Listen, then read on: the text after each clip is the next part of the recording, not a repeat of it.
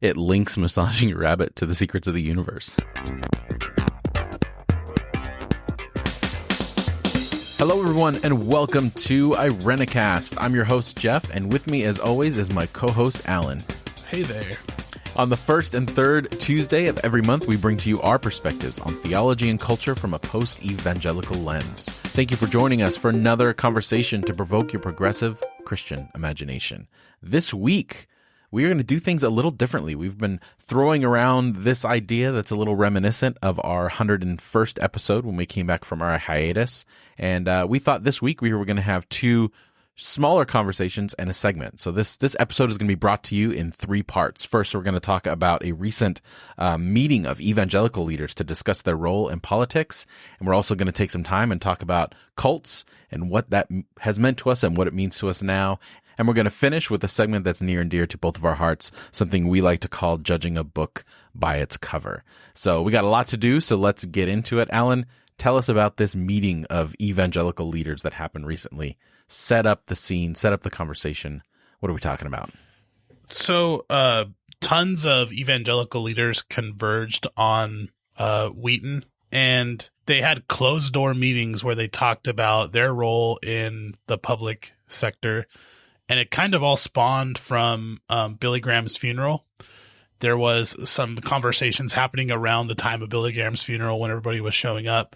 And this guy, Doug Birdsall, sent out these invitations to all these, major leaders for evangelicalism. And there was 2 days of talks. And I think people like Timothy Keller was one who spoke. And there's a really good New Yorker piece written by, let's just make sure who it is, Caitlin Beatty, or Beatty. She said that in the middle of these talks, something kind of arose that I thought was super interesting and that I've seen personally in my time in ministry.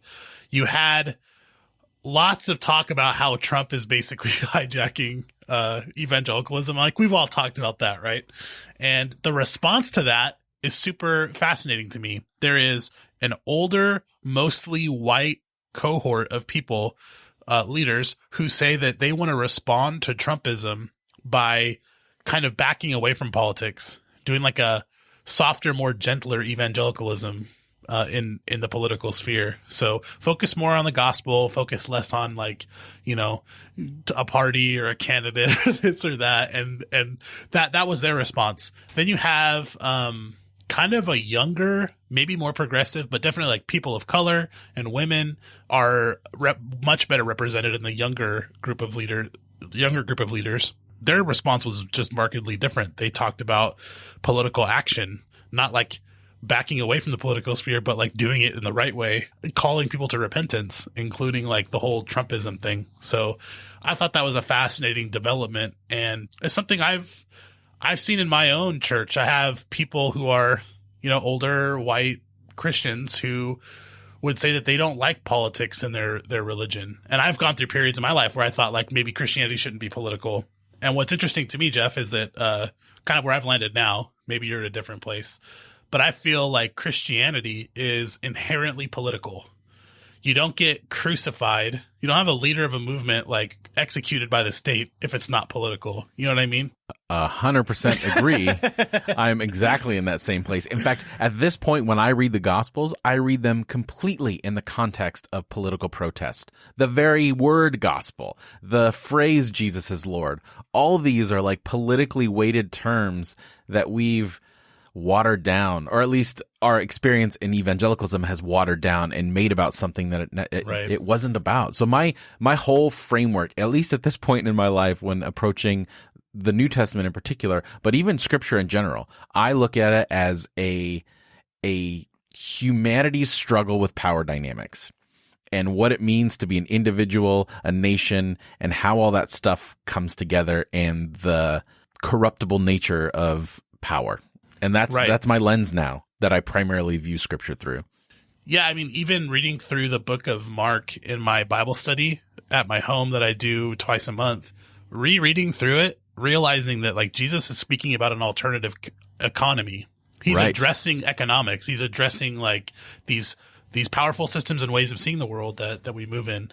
And so to say that you're your gospel is like a private thing where that kind of goes against the point of the gospel. Yeah. And so there's this, but I want to say it's understandable that there are some leaders who say that they want to back out of the political sphere and that they need to be less political. Where I think they get it confused is they mean partisan. There's a difference between being political and being partisan, and we've said that before. That's a good distinction. Yeah, and I think that the evangelical church was hardcore partisan this last election cycle. I mean, I heard some of the leaders from my past saying, like, vote for not the person Donald Trump, but the issues around him and the policies that he will have. That's John MacArthur. He said, don't vote for the person Donald Trump, vote for Donald Trump. Like, there's a difference. And I'm worried that the message, don't be political, is just a way of coping with the fact that, like, your public faith as an evangelical has been revealed for what it is. It's like, it's not good for people. It's not right. Like, evangelical public faith and political practice is just not good for human beings. It doesn't care for the least of these. It's not Christian. You know what I mean? I think that's why people want to be like, oh, let's back away from the political sphere a little bit and let's kind of keep our cards close to our chest. Let's focus on the gospel. And I want to be like, the only reason you're doing that is because your policies are not thoroughly Christian. Like, you've been co-opted. Maybe this is a place to throw this out there. Mona, you did a really good episode in like episode 1.5 or 2.5 or something like that, really early on in our podcast, where she talks about the history of evangelicalism in America. Yeah, that was our second episode. Irenicast.com/1.5. It was our first bonus episode. It was the only episode in the history of Irenicast where my voice is not on it in one place or another. That sounds really narcissistic to point out, but it's true. Little Irenicast trivia.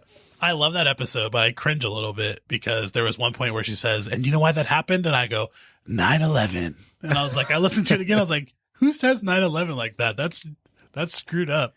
But well, we've come so far. It's funny because that episode was going to be our first episode, because the little sidetrack of our history. Our first episode we recorded like 3 different times, and it was so like information dense because we weren't sure if we wanted to be more conversation based or we wanted to be like instructional about what evangelicalism is. So we split the difference and did a conversation of our journeys for the first episode, which ended up being the format for the show, and then did a bonus episode of like some deep, like rich history. Yeah. So anyway, I saw your side eye there. You're like, which ended up being the format for the show. I heard you say you were right. Yeah, that's true. And I find myself more with a younger cohort of people who are like, no, look at your public theology and repent of your Trumpism, do public theology well. Don't back away from the political sphere. It's the reason people say that is because evangelicalism in the public sphere is exposed for the harshness that it is, because it's more about control than it is about anything else. Absolutely. Don't back away from the political sphere. Reevaluate the values that you've thrusted into the political sphere and see how they hold up to Scripture. Because I think part of the problem is that if you proclaim it, it automatically has to be connected to your faith or Christianity, and there's been these absolute distinctions as to what issues are Christian and biblical and which ones aren't, and this is the only line because they've married it, they've bastardized it with saying that it's that connected to the gospel. So basically, when you're not towing the line of this issue, you're not therefore towing the line of Scripture, right, and therefore you're out of God's will. And that's the problem. And it's also the inability to talk across lines to other religions or other people or people of different faiths or no faith. You look at like Jesus and Paul in the gospel, they're willing to reason with people on their own terms. They don't make everyone think like them before they can come be a part of this like conversation. So there's a disrespect for public discourse and public space from what I've seen in the way of doing evangelicalism in public. But also, let's just be blunt. The prophetic voice of the evangelical church has been two or three things. 1, against lazy people, and 2, against poor, young, moms who are choosing certain decisions for their bodies, right? That's been another thing. And then 3, against people who are from a different religion, infidels, people that are, immigrating here who may be different than us, or people we're waging war against. Those are the 3 major things that I believe, or maybe against gay people too. Like that's what the prophetic voice of evangelical public theology has been.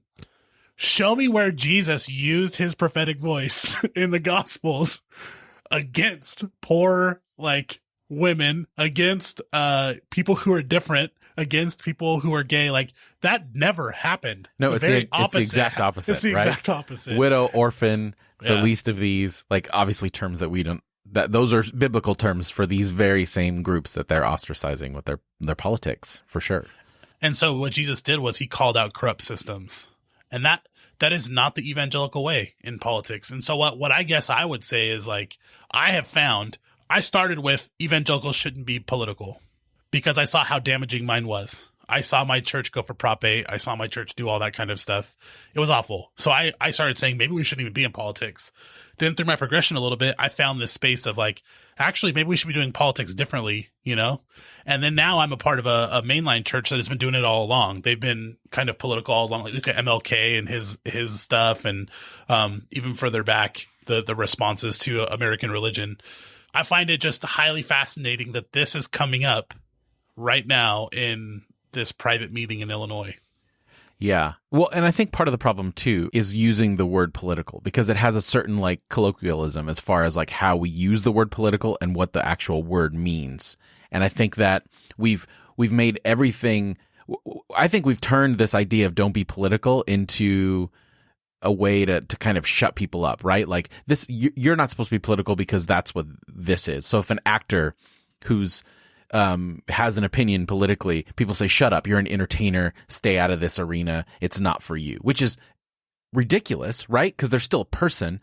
Those things that are political, quote unquote, are still affecting their lives. They're affecting our lives. They're affecting the lives of people in churches. I mean, I just read an article this morning as we're recording this about Paul Ryan being instrumental in getting the House chaplain. The House chaplain to resign because he was being too political. It said keep the politics out. And I'm thinking, you're assigned to the political House of Representatives as the chaplain. you take politics out because it doesn't line up with your tax reform or whatever. And I think that he was a Jesuit priest. Yeah. Did you read his prayer? I did read his prayer. It's the most benign thing I've ever read. Yeah. It's basically be fair when you're considering these tax things. Oh God, help us consider all people. And that's it. So to me, you know what? Ryan should be able to stand behind that and say that's exactly what this was. Exactly. So to me, when you talk about this meeting and you talk about the older white gentlemen or people or probably gentlemen heretics, when they're talking about we want to soften our stance, to me, softening your stance or telling people not to be political, it goes back to that whole idea of people in power weaponizing unity, weaponizing love, weaponizing understanding to keep people from expressing their opinions and keep and maintain the status quo, which is the exact opposite of how I read the entire Bible, but specifically the words and the gospel of Jesus. There's actually a really good quote here somewhere that, with a few exceptions, the older white cohort stressed civility and unity. What the movement needed, they said, was a gentler evangelicalism that reached across partisan aisles for the common good. Others, especially leaders of color, stressed repentance, and there could be no real unity without white evangelicals explicitly confronting the ways in which they had participated in the degradation of persons of color and women. I love that. Weaponizing unity that's what Rome did. When Jesus is responding to Rome and showing the alternative economy, Pax Romana was, there is unity in the whole world. There's peace in the whole world because we're doing it the Roman way. Exactly. Which is what the words of the gospel exactly go against, right? And not only that, but then there's this idea of the hypocrisy of, we need to be unified and stuff like that is basically telling people to stay assimilated in the system that's oppressed them without ever even addressing the system itself and its sins. And I think that that's a huge thing that evangelical theology, evangelical leadership has concentrated so much on individual salvation, individual sin, and never on institutional sin, almost like it doesn't exist. And the hypocrisy there is that if you truly believe, and so this is also an abuse of the word gospel, not just political, but gospel being the individual experience of salvation from hell. If you truly believe that all that matters is this individual gospel mandate to like become a Christian, why are you so involved in politics? Why are you evangelical leaders so involved in politics if we're not supposed to be political, or if it's supposed to be just this personal thing? Like, you can't say, hey, let's not be involved in politics while you are the face of politics in America. I mean, you're the most political party that there's ever been. I guess that's what they're saying, is to back down from it. And that's sad. It allows the evangelical leaders to not have to look inwardly and think about like anything that they've done wrong or they need to repent of. Or do the hard work to change policies and procedures and the way that they encounter the culture of their work and their denomination and their church for real change. I don't know. It's a shame. It's a shame. Like, I think the one constant stream throughout my Christianity has been a zealot streak. So whenever I'm on board with something, I'm on board with something. And I think that when people say they're on board with something and then act with cowardice, like, we're going to have a gentler approach, or let's just have unity. To me, that's a coward stance. That's just like, I don't want to deal with this. Let's just move on so that I can make myself look good as I continue forward. And I think it's spineless, and I think it's disgusting. It reveals, I think, what they're dealing with. Not to just harp so much on evangelical leaders, but I can't help but do it in the wake of all this, is like, they're just realizing that their message is not good news for people. Right. Well, you know what? And honestly, not to harp on evangelicals also, I've seen just as much cowardice in weaponizing unity within progressive circles than I have evangelical circles. Absolutely. And to me, it's almost worse on that end, because especially liberal circles, not just progressive, but liberal. That's right. I mean, we've had that conversation. I think probably as a show, we make the distinction between liberal and progressive, and that liberal idea of like, they're saying all the right things, but they're not doing anything to back it up. And they're doing the exact same. We need to come together and all that kind of stuff. Yeah, it's. I mean, that whole generation shut down the younger progressive movement absolutely at like every stage in shady ways. Right, but then jump on the bandwagon when it's successful. When like the students from the Florida high school, they jump on that bandwagon because they can ride it. And I don't know. I don't want to be too cynical, but it's hard not to be. It really is. Everyone I've talked to though on the sly or whatever, they all agree that it feels like a generational shift. I sure hope so. Like a massive one. Not just an age thing, but like a generational like way of thinking is changing. And maybe that'll affect the evangelical church for the good. I just hope that if it is a generational thing, when this generation gets older, that they'll be the type of people that leave room for the generation after them. Because I feel like that's hard. Like, I'm noticing that the older I get and the more peers that I have that I've looked up to as we get older, I find less and less of them encouraging younger generations, even when in the past when they would have, and getting more and more cynical about it's not what it used to be. It's not the same. And I even find myself getting into that mode of thought and have to actively like fight against it to be like, no. That's not how I need to respond. And I think part of that is not separating ourselves from younger generations, Exactly. And maybe that's actually the biggest sin of evangelicalism, is that stressing separation from the world in a way that like tells people not to get involved in politics or just not be involved in your brother or sister's good or your neighbor's good, and just having this like isolationist stuff, but then being so hell bent on determining the individual laws and purity over other people. It's just weird. It's weird.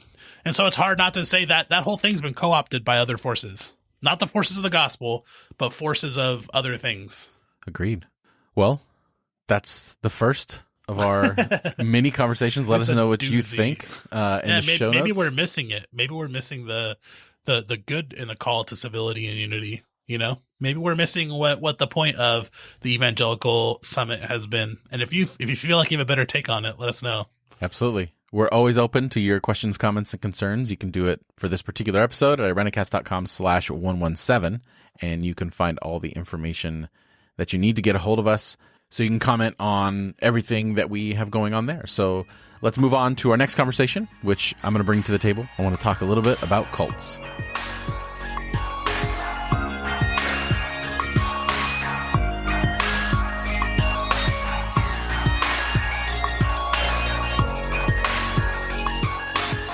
So our next topic for this 3-segment episode is it comes from the last 2 weeks that I've had just in my interaction with the world. I recently started the documentary series on Netflix called Wild Wild Country, and it's about this cult in the 80s from Oregon that kind of took over this town. And it's this several part documentary series that kind of just lays out everything that happened.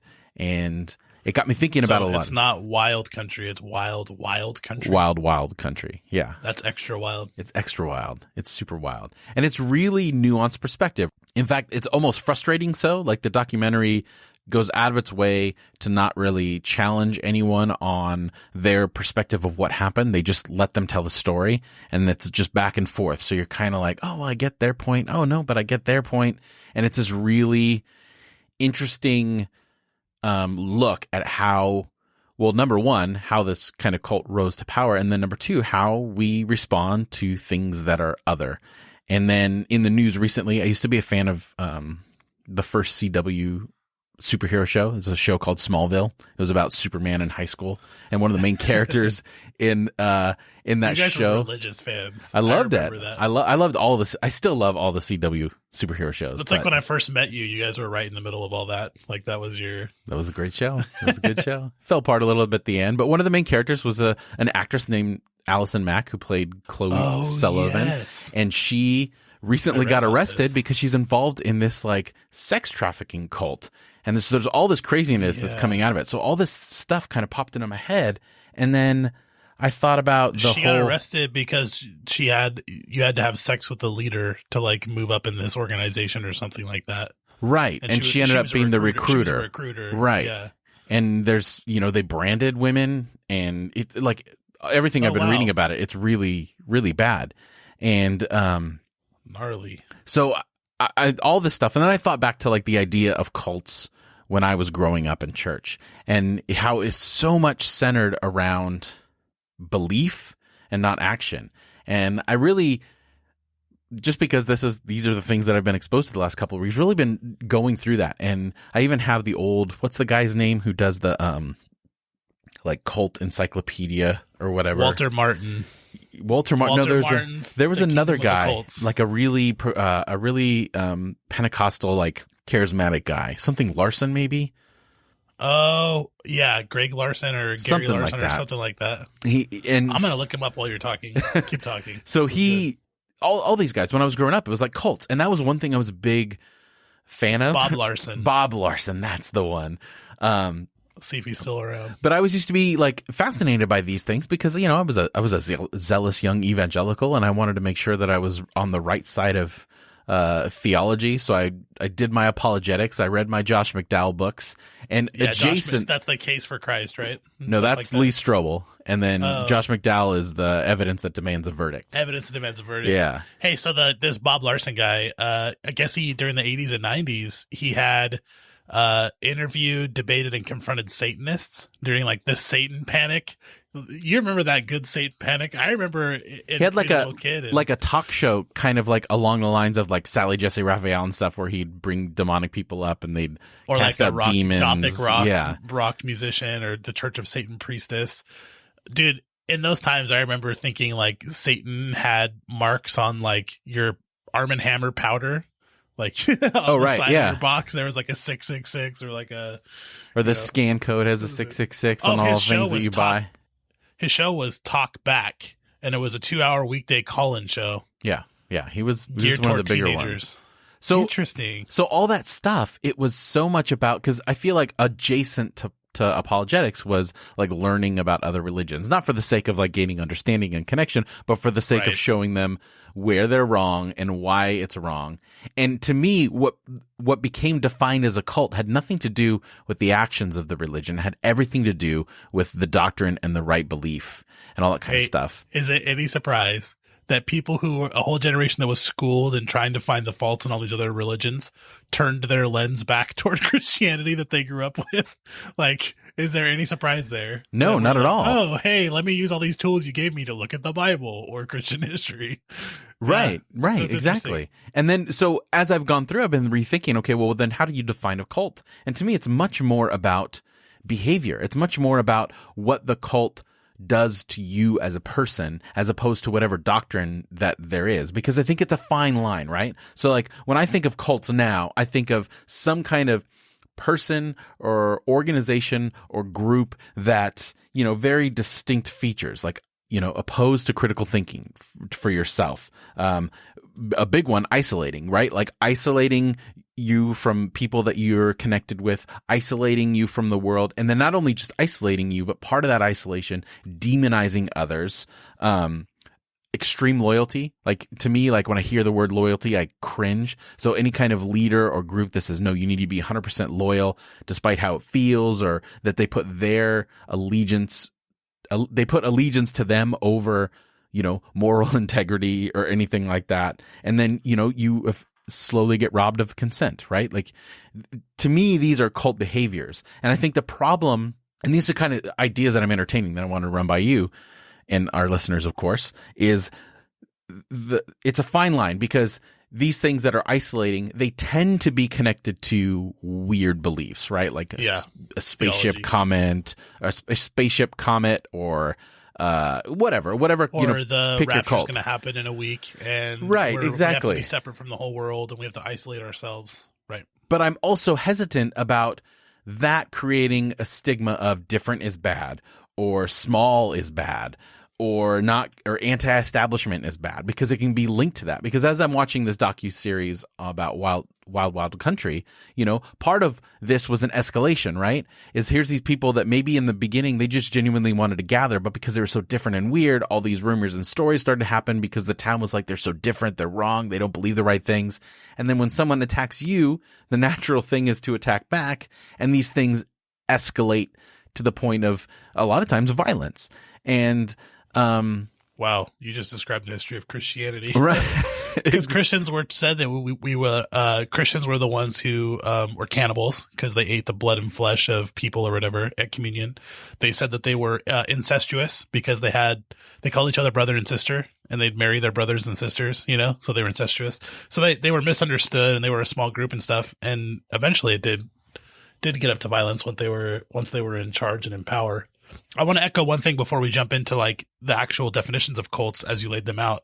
I also had a background in cults being derivations of proper theology. That was it. The cultic was Mormon, Jehovah's Witness, this, that, like all these things that kind of spawned off of Christianity. Therefore, they are a cult. And so that's what the Kingdom of the Cults, some of you may even own that or had a class on it or something like that. I did. In that, you learn about in the late 1800s, there's all these movements and groups that were formed that had like a derivation of theology or moved too far away to no longer be a denomination, but a cult. The classification between denomination and cult, I don't know who like gets to decide that, or who was like, you're a denomination of Christianity. Oh no, you're a cult. You're a cult. You know what I mean? I don't know what the difference between those two things are. Someone draws a line in the sand somewhere. Someone draws it somewhere else. I'm now far less interested in that and more interested in what you're talking about. Right. For sure. Because where in that journey, when you label something a cult, do you ostracize it so much that it becomes a cult to protect itself? Right. Yeah. So it's like this. Or you form your own because you're trying to push everyone else away. Exactly, right? Because I even had this stigma early on in my Christianity that home church equals the beginnings of a cult, right? Like, really, people are frustrated with the church and they're, well, we're going to start our own thing. And I think particularly because I was connected to Pentecostal circles, and sometimes when you get outside the confines of like a worship service, it gets super Pentecostal and like super tonguesy and demony and I don't know, whatever, like it can get kind of weird. So I always had this. Our home groups are just like studying the Bible and stuff. No, home church, where people stop going to the church and they start doing their own. We had those thing. Too, but people would be like, we're more biblical, so we're gonna. Right, exactly. But there was a stigma that could easily, at least in my experience, that it could easily turn into some kind of like cult thing or whatever. And there's a common denominator. You have the whole idea of a charismatic leader that can bring stuff together, because not just anyone can ask people to drink Kool-Aid and brand themselves and all that stuff. Has to take a special personality. I feel like I'm that special personality if I really wanted to. Well, that's scary, right? People, it's kind of fun. Go back and listen to this podcast, and there's like Subtle. So maybe there will come a day when I've started a cult and you can come back to this and clip my voice. That'd be great. Well, we had a segment while you were on hiatus last year where Mona and I started Create your a own cult. cult. I don't know which episode that was, but I'll put it in the show notes. Dude, if nobody's signing over their house to me, then it's not a cult yet. Like, that's my level of... One thing you said was the loss of consent, like less consent. And like, I would even say agency, like the ability to determine your own, life or thinking and if you're going to use those definitions, how uncomfortable does it get that some of our churches have been like that? You leave our church, you get cut off from all of your economic ability to sustain yourself. You can't go to certain schools. Otherwise, you're like cut out from the community. And sometimes it's like underneath the surface. It's not directly said, but it's implied. Which is why I have a problem with cult being labeled to organizations as opposed to behavior, right? Like it's a spectrum, because there's cult behavior in any organization. I've seen cult behaviors in churches, right? Like, you see people get isolated, especially depending upon the leadership or the pastor. I've seen and I've heard of pastors using like charity as a way to lock people in. Like if they're behind on the rent, they might give them some money and then later be like, well, I gave you money, and use that as leverage to kind of keep them in and control them. Like there's all kinds of cult behavior. And then there's behavior that, that amplifies cult behavior, by othering people. And I think it's this unique balance. It's hard to cover, because if you really look at these things that I laid out as far as like what defines cult behavior, it's in direct opposition to just general mental health, right? So I read this article a couple years ago about on Psychology Today, and I wrote this down because I thought it was interesting. They wrote down 5 things that basically like, this is what you want to be. This is how you can maintain mental health, right? Is number 1, a connection with people. Number 2, to be active. Number 3, be curious. Number 4, keep learning. And 5, give. Like all of these things it's almost like if you just did the opposite of all these 5 things for mental health, they would be the exact personification of what cult-like behavior is. It is detrimental to the person. And if it's detrimental to the person, therefore it's detrimental to the society and to the well-being of just anyone. And I think that it's easier to move in these moments when you have a religious core or a spiritual core, because you can rest on more of the unknown, right? Like sometimes we use spirituality as a way to deviate from logical thought and just like, oh, well, that's just because it's mysterious. Avoid responsibility or avoid the pain of existence. Right. Yeah. That's fascinating. I've never heard it set out like that. It's like psychology being the exact opposite of the definition of a cult. I really like that. One thing that kind of bothers me is like the anti-education piece. That's a cultic behavior, to tell people that education's the enemy. Well, your education was primarily what not to read, right? We've had this conversation a lot. That's true. I took a psychology class thinking that I was excited because I was interested in psychology. Like it became an interest of mine when I was in college. So I took Psychology 101 at Master's College. And the class I took was just an entire history of why all the psychologists are wrong and why they prescribe sin and how that's so bad.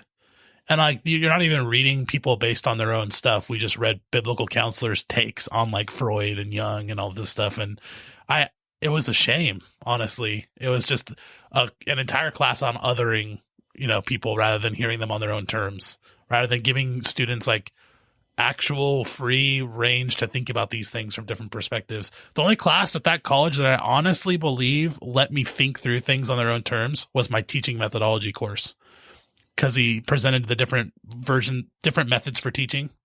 Montessori has one and someone else has. That's like the only class I had at the school. So I used to call my school and my background a cult, or had cultic behavior. Like a lot of us made that joke. I mean, we had our whole school in the Santa Clarita Valley behind a mountain, and nobody even knew our school was there. And there's like thousands of people there at this campus, and Santa Clarita doesn't even know we're there. Like nobody knows there's a college, like even in the neighborhood, like around the corner, because we're so isolated. And like, you don't let the kids who are not even kids, the adults, the freshmen and sophomores and whatever, you don't let them off campus. And like, they have to like sign in every single night to prove that they're there. It's cool. Like just things that are really controlling for, I don't know. I guess I worry that sometimes my background had some cultic elements, and I don't want to look at the whole thing and call it a cult. So I like what you're saying. I'm not going to try and be like, that was a cult, but I'll say it had cultic elements to it.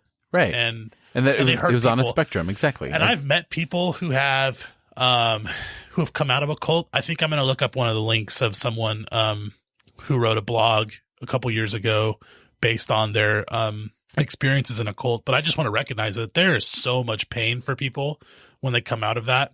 Missed opportunities in life, destroyed relationships, like just tons of pain. And I just want to recognize that if you've come out of a place that had cultic behaviors or was a cult, feel free to share those stories with me if you want to. I know that they can be very harmful, and this is something that we need to be like on the lookout for each other. Exactly. Yeah, and it's important to recognize that there is a spectrum. Like when we talk about things like this, we all have to recognize and be aware in our language that we've all experienced varying forms of it, from slight to extreme. I mean, you can be in a work situation, depending on boss, that can be cult-like in its behavior.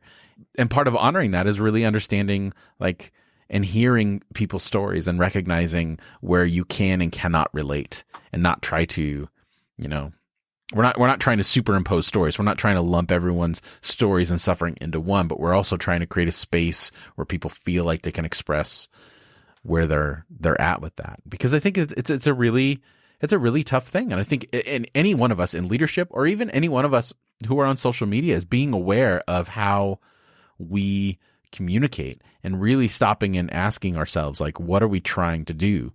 Have a conversation, or are we trying to keep things I think there's controlled? A diagnostic tool, Jeff, now that I'm thinking about this. Like you name some things, but I think there should be a diagnostic tool to determine whether or not an atmosphere is like a cult atmosphere or not. Because I think about my work, right? I can't do whatever I want. That's not a loss of agency, but like I can't just do whatever I want in my job. But it's a spectrum, because there are some jobs your life is literally determined completely by it, and you have no agency at all, and you can't get out of it. Like there's a spectrum there. I'd love to have some sort of tool to be able to determine, because those elements, or even being separate, being in a club means you're kind of separate from the regular public, and that's not a bad thing. But at some point, it becomes a bad thing. Like, it's really tough, and I think that's part of, and how much is you judging someone else's experience? I mean, can you step and so that's what I hear you saying at the beginning of this conversation, is that how can you step up to someone's experience of community, and they say it's a good thing, and you just say, no, this is a bad thing. This is a bad thing for you. Yeah, I think it's a really difficult and nuanced discussion to have, but I think it's an important one to have. And I think it's especially important for churches and organizations to always be evaluating and organizing and existing as an organization in a way that is not preying on people's niceness, on people's ability to want to be involved in something. And really, I feel like the question and the thing that I'm asked most as a pastor or as a minister is this idea of when someone like feels the need to apologize in advance that they're not going to be there on a Sunday, or apologize in advance that they're not going to be a part of this event or that event. And it breaks my heart every time, because I'm like, oh, of course, you don't need to be here. Like, we want you here, and we want you to. So it's this constant balance of right. course we want you a part of it, but we don't run your life. You've committed to this, and it's your choice with how much commitment you're going to give. But if my whole system is reliant upon that, then it becomes easier and easier for me to maybe unintentionally employ a little bit of manipulation to get you to come to this, or to get you to work on this. And then it puts this burden on people to where you can creep into that spectrum and not even realizing it, because you're putting your organization and your idea of what everything's supposed to be above individuals. And that's a tough balance, and it requires thought, and it requires self-examination, introspection, and not just introspection, but also conversations with partners. So other people that are in the space who are looking at it from a different perspective, and reevaluating on a regular basis, reevaluating how things look, and bringing up stories. So I'm going to sneak in a third topic. I know we're only supposed to do two, but this is just a side thing. There's the whole. Did you see the work against parsonage and home allowance for pastors recently? in California, right? I think it's in the federal government. I think there's all of these ministers who are defending this legislation or fighting against this court that decided against housing allowance for ministers. And it's a really complicated subject. I think that they give allowances for farmers. They give allowances for public officers who live in like a governor's mansion, someone who lives at a place that they're expected at. Like pastors are expected at their houses. Like there's something about that is a little bit different. And I'm all for housing allowance. I think it's something that we can totally keep and be okay with that. But where I have a problem with is like, I think there should be a cap set. And this is a conversation I had on Facebook, and Mona was actually a part of it. There should be a cap set at some point, because you can't just claim, huge housing allowance on your taxes and get tax-free income. Like there are certain ministers, not to link it with cultic stuff. I don't want to say this, but there's a minister, Stephen Furtick, who I think his name's Stephen, but Furtick, who made millions of dollars. He has a multi-million-dollar house, built it, and he gets this huge housing allowance, but his salary is private, so nobody even knows how much he makes. Nobody knows how much he has his housing allowance for. And you said preying on people who are nice or who are willing to be a part of it. He used the church. He said he bought his house on book sales. That's his response to critics. He used his mega church to ship books, so volunteers to ship books, and the church budget to pay for full advertising, like big advertisements for his books in the public space. And so all of that money's tax-free because it's coming from the church. But there are people who left that, looked back at their experience and said, I was used as free labor by the church to make someone money. And I think it's easy for us, even when we're not in a cult, even when that's not our experience, our perspective, or our goal, to actually prey on people who are just being nice. That instance pops into my mind. And throw the excuse of you're being a part of the greater good. Like we should probably have an episode on Christianity and money, because I think that those are key things, especially if we go back to that list from that Psychology Today article about what makes a good person, that last one of give. Encouraged to give, but then that subtle difference between encourage people to be generous, but then subtly guiding where people should give and why they should give. Like I've had a problem from the beginning, this idea of when you give to the church, you give to God, because then you're giving to your local church is equated to the spiritual discipline. And then anyway, That's a whole nother thing. I think that but I think that actually works really well, because I don't believe that you cannot give what you don't own. If you don't have the ability to determine where your money goes, like for real, without consequences or whatever, like you don't own it. And so if you're in a cult, they tell you where your money goes. Maybe they physically take it. Maybe you give them your account number. That does happen. Or you live on, a commune and they own everything you own. Or they mentally pressure you into giving over time. Like again, it's back to that spectrum. Like and that's not giving though, right? Right. It's not giving. You're not giving. You're being coerced into something. It's a hustle. And so churches do that all the time, dude. All the time. When it comes to tithing and stuff. All the time. The New Testament says, give hilariously, give out of the joy of your heart, not being coerced. It literally says, not from coercion. So when I'm feeling coerced, I don't do it. But I've seen that very verse used to coerce people into giving and not feel coerced. Because I think that's the difference, right? Is you may be actually coerced, but if you just don't feel that way, then it's okay. Anyway. All right. Well, this has been a fun segment. Let us know what you think about this particular format of kind of maybe every now and then having smaller little topics before we move into our segment. You can comment on this or our previous topic at irenicast.com/117. And again, there's all the information to get a hold of us every which way, social media, email, commenting on this post on our website. That's irenicast.com/117. On the other side of the music, for our final portion of the show, we're going to be bringing back an oldie but a goodie, a segment we like to call Judging a Book by Its Cover.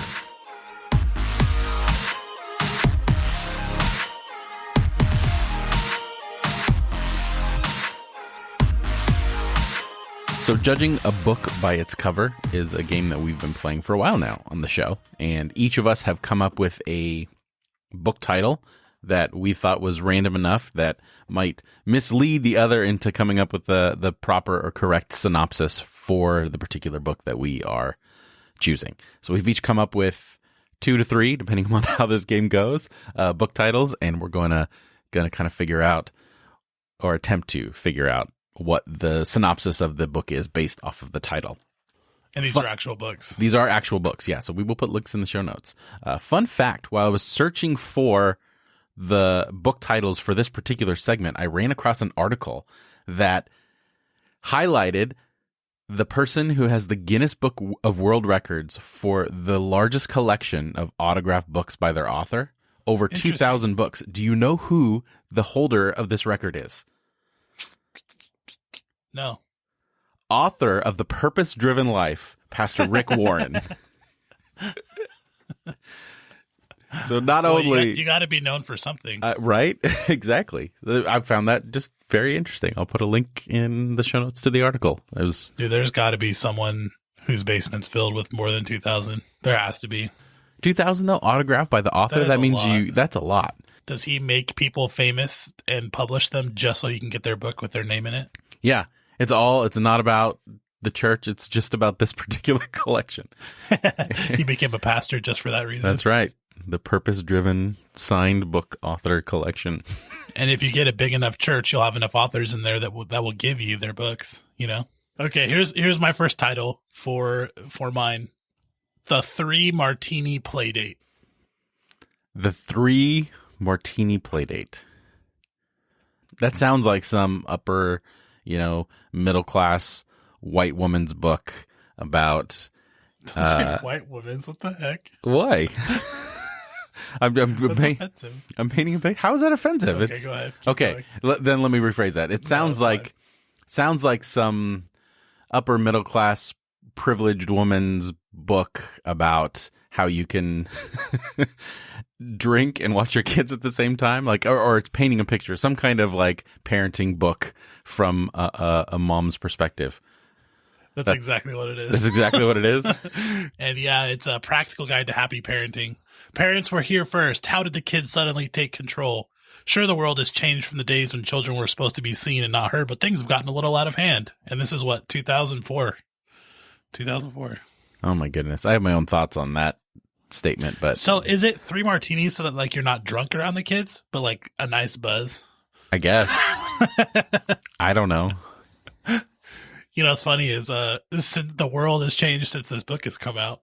Yes, now it's just tablets and phones and stuff. And shove them in front of a TV. Hey, I've been hanging out with kids. I've been dating a person with kids, and that's just shoving a tablet in front of their faces. Like, it's magic. And it's probably not great, but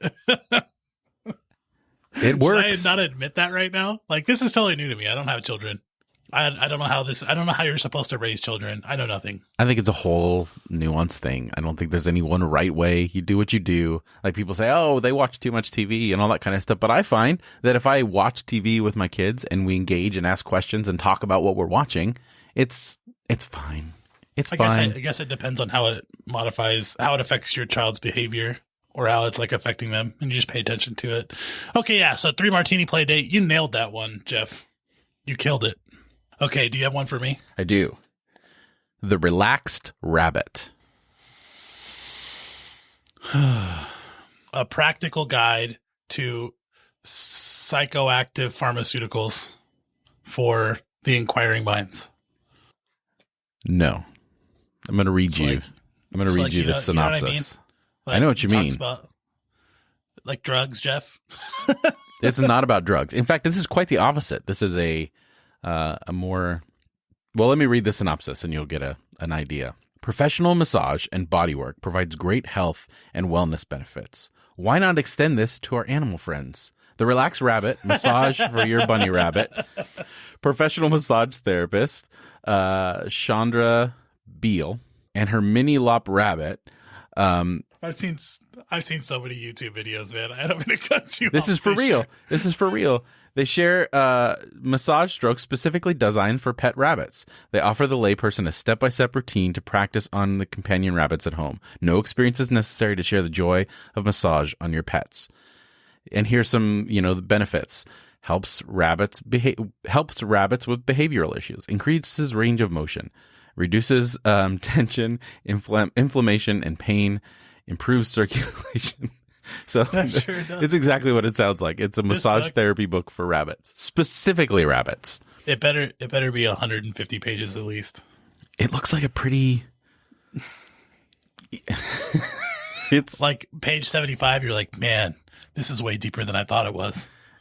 That's what I'm saying. Maybe it gets really philosophical. Maybe it links massaging a rabbit to the secrets of the universe. Or like the history of seeing ourselves as different than animals and how much it's hurt us and the species on the planet. Maybe it's super deep. Who knows? Maybe. All right, Chandra, thank you for writing that book. That's something we needed. That's right. The relaxed rabbit. All right, you ready for this next one? I am. Okay. Do penguins have knees? Do penguins have knees? It sounds like a children's animal encyclopedia, like an encyclopedia book that gives kids fun facts about different animals and answers their questions. Maybe they've gathered kids' questions from around the world and have answered them in some sort of book. That's my guess. Yeah. Dang it, Jeff. So these books came out. They're Imponderables. It's a series. I have a friend who read them. And they came out in 1991. And it's basically like Google before the internet. So there's just like page after page of like, do fish sleep? Do dogs have wet noses? Do penguins have knees? And so like a couple pages will be spent on each question, all your most burning questions. So what you're saying is I'm winning. Yeah, you're winning. And hey, do you think penguins have knees? I think they... This determines whether you really win or not. I think they do. They do. It's just, underneath all the... I was thinking about that when I was looking at this book. Like, what? So a bird just flew south far enough, like long enough, and then just eventually accumulated fat all over its body. Anyway, I think it's really interesting. Penguins are birds. They look like seals, but they're birds. That's odd. It is odd. All right, you ready for my second... Yes. I'm deciding between two, but I think I'll go with this one. The Side Piece Handbook. I'm going to... It's either about guns or women. Saying women like that bothers me. It's either about... Because it's either some chauvinistic thing about how to that sounds so bad. I don't even want to talk about that. But like you have your person on the side, that's a colloquial term used by misogynists and toxic masculinity to talk about your side piece, like the woman you're seeing at work, or it could refer to a gun. And I think it's really telling that I go to those two things first. Pretty interesting. Which one is it, Jeff? It's sort of neither. It's about cooking. No. let me read to you the synopsis. If you need help redefining the meaning of your life as a side piece, wife, or cheater, looking to empower yourself as a side piece of gold digging standard, or a wife searching for understanding of the side piece mentality, then the Side Piece Handbook can help you in your quest of lower level consciousness. I was actually on board. I'm not going to lie. I was like, hey, that's a really fascinating thing to help people navigate what is now becoming a norm, or has maybe always been a norm, that, sexual ethics are very different from person to person, and we don't always fit really well into what society is set up. And then they say lower level consciousness. Is it a satire, Jeff? I can't tell. It's satire. I can't tell. I think it's... I'm going to look this up. Tell me what's it called? The Side Piece Handbook. Side piece is one word. Side Piece Handbook.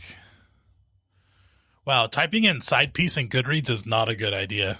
There's a lot of literature. I guess people really get into that kind of thing. That's unfortunate in my mind. I'm all about honesty in sexual relationships. That's the most... The first person's like an interesting take on being a mistress. Yeah, I think it's legit coming from someone who... But I'm not sure. But one person's like, this book is too much. It is a great book. Read it, then read it again. Interesting. I have a hard time, man. I think this is an earnest book. That's what I'm thinking too. That was my impression based off of the... Do you seek to enhance awareness, freedom, and self-direction in home wrecking? What? This is the kind of stuff you're not supposed to talk about, dude. Right. Oh my gosh. And see, that's what my problem is. Like, we talk about, like you were mentioning earlier, like we have different sexual standards, all that kind of stuff. But to me, this is like, yeah, that's rough. It's one thing to be, what would you call it? Like, I don't know how. You know how you fall into those YouTube holes where you just end up in like, I've no pun watched intended, I everything guess. on But I've watched. Wow, Jeff. No, that's not appropriate. I'm caught. That one's bad. That's bad. But dude. I was just watching like something on this woman who's a self-avowed sugar baby is what she calls herself. Someone who has relationships, and I'm like, okay, I'm not going to sit there and judge that. But when it's like purposefully going after someone who's with someone already, to me that's the line. To me, it's not like it's not a judgment on the sexual aspect of it or whatever you choose to do, but it's the other side of like, well, there's a relationship there. There's something else that I don't know. I've never understood why the cheating person doesn't feel like they're cheating.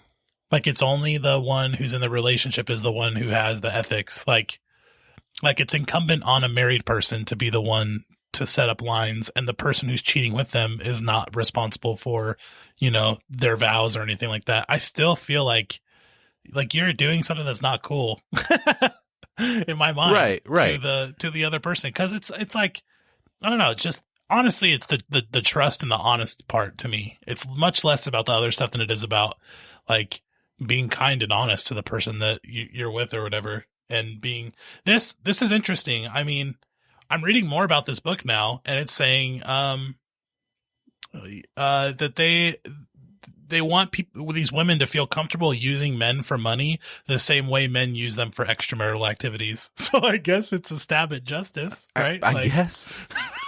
I mean, at least it's established. But the problem is if it was just that's fine. But there's clearly a non-consenting third party involved in this mutual deception or mutual taking advantage of or whatever. Yeah, and that feels that's where it feels man. rough. That's where it feels rough. Man, if you're going to be a side piece, go for it. Be the best one you can be, but just make sure you don't hurt people. But that's what I'm saying is like a side piece. That means there's someone else. Even this, I'm sorry, but even the word side piece is so degrading. It is. In my mind. It's weird. Calling women pieces, like that's just not human beings, dude. Right. I don't like any of those. If you want to be a piece, that's totally on you. Like if you want to see yourself that way, I guess. I don't know, man. Wow, Jeff. That's great. Well, yeah. Did you want to hear the other one that I wasn't sure if I should go with or not? I don't know, dude. All I know so far in this whole thing is that I should drink 3 drinks when I'm parenting, and I should side piece well, and then massage your rabbit. Penguins have knees, and rabbits should be massaged. That's right. That's pretty on point. That's good. I like it. Good. We should come up with it. What's that last one you would have done? We'll just let other people decide what they think it is. It's called Pet Goats and Pap Smears. Yeah, I'm really glad we didn't do that one. Thanks, You Jeff. should see the cover for this thing. It's pretty crazy. It. That is alliteration, though. It is. So it's provocative. It sounds like from the synopsis title. that it's like true tales from a doctor's office. Yeah, I believe that. I've heard too many stories from doctors about things that have happened. I think human beings are fun. I think so too. And this segment is proof positive of that of that statement.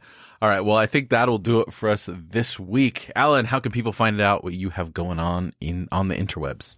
Always Facebook. Just add me on Facebook, and I'll either add you as a friend, or you can just follow me and feel free to interact with my stuff. But that's kind of the hub of my existence, even though Zuckerberg is guilty of spying on me. That's right. Good thing you don't have anything to hide, Alan. We all have something to hide, Jeff. Yeah, but we don't store it on Facebook. Well, you know what? That's actually been always my plan, is to just put everything out there so that I literally have nothing to hide. There you go. So I've always shared too much, and I'm really comfortable with that life decision. And I support you in that. I can't answer a basic question without like revealing something about yourself. Yeah, or like talking about some deep personality or philosophical thing. I gotta calm down. Maybe less coffee. No, that's not the solution to anything. Less bad coffee. Less subjecting yourself to pre-ground Folgers or Costco or whatever crap's out I go there. middle of the road. Yeah. Anyway. How do we find your stuff online? You can follow me on all the socials at Jeff Manildi. Check the show notes for all the links on how to do that. Check out my other podcast, Divine Cinema, on the second and fourth Thursday of every month. And yeah, as for Irenicast, I forgot. I should say my social handle on all the stuff is Allen OB, ALLENOB. You can find me on Facebook and all that kind of stuff that way. That's right. Okay. Allen OB, not Allen BO. Just to clarify to everyone. For O'Brien. I've made that typo several times before. Maybe there's like the anti-Allen who appreciates boot jokes. There you go. Your bizarro Allen is out there somewhere. All right. As for Irenicast, if you enjoy what we do here, recommend us to a friend or leave a rating and review on whatever podcasting platform you're listening on. We would really appreciate it. Or you can take your support of the show to the next level and consider going to irenicast.com/Amazon before you make your next purchase. And then just shop as usual. By using that link, we'll receive a small percentage of your purchase without any extra cost to you. That'll help us a little bit in covering some of the costs associated with running the podcast. That's irenicast.com/Amazon. So for this week, I'm Jeff. I'm Alan Marshall O'Brien. Thanks for joining the conversation.